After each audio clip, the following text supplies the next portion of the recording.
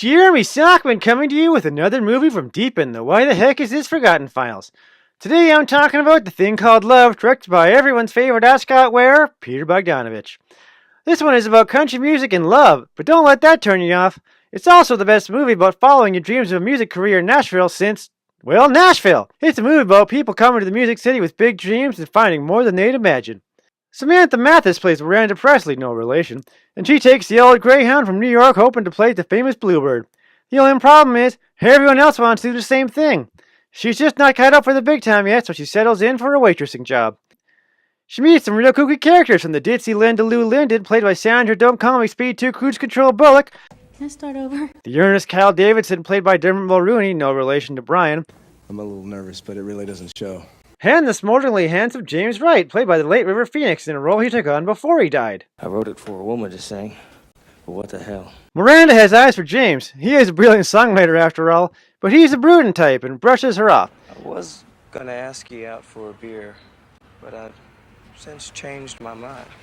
But Kyle is Mr. Right now. He writes her a great song, and together they manage to get it to the hands of Trisha Yearwood with little attempted vehicular break-in. No matter how nice and supportive Kyle is, James is just too damn handsome, and he sweeps Miranda off her feet with an impromptu duet at a country music line dance, a trip to Graceland, and then for an encore, a sudden marriage proposal at a convenience store. I would marry him if he had any brains at all, but he doesn't have the sense he was born with. I ain't getting off my knees until you say yes. I'm gonna kneel right here until your heart melts. Whatever. You're married. But the married life just isn't for either of them. I can't stand everything smelling like that soap you use. James isn't the man she thought, and when he takes off to record his album in Austin, she calls it quits. I divorce you. I divorce you. I divorce you.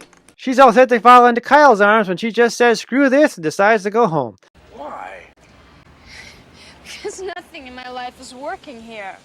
But then the inspiration hits and she writes a song of her life. Spoiler alert. Coming back to the Bluebird, she knocks him dead and wins the love and respect of all her peers. Hey, you showed him. That was great. You're so good. Yep, sometimes it pays to break the rules. The Thing Called Love has a lot going on that you wouldn't expect coming from the unenlightened 90s. First of all, this is a real paradigm smasher. It's the story of one woman coming to the realization that traditional marriage roles and monogamy just don't suit her.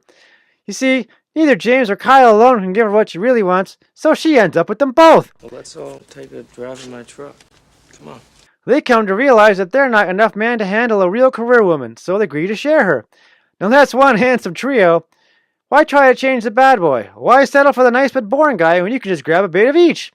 I wasn't expecting to see a celebration of polyamory in a country music rom-com. Still not convinced? Miranda's big number, the one that wins her the gig and love of her fellow songwriters, it's about God being a woman. Dream big enough to share like a rainbow hanging in the air, and I thank God for making it come true. Makes me think maybe God's a woman too. It's a real eye-opener and makes the good old cowboys quiver in their Stetsons. Talk about breaking down walls, but the real kicker in this plot is that it's only when Miranda decides to put her career first that she can open the door to true happiness. James. Bags? So if you're looking for something a little different in your country music rom-com starring actors that died of drug overdoses, then check this one out today. I'm Jeremy Sockman, and I'm giving The Thing Called Love my seal of approval. Could have had me for a song.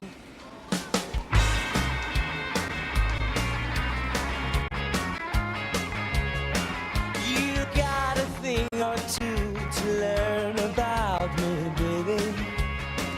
'Cause I ain't taking it no more, and I don't need maybe. You don't know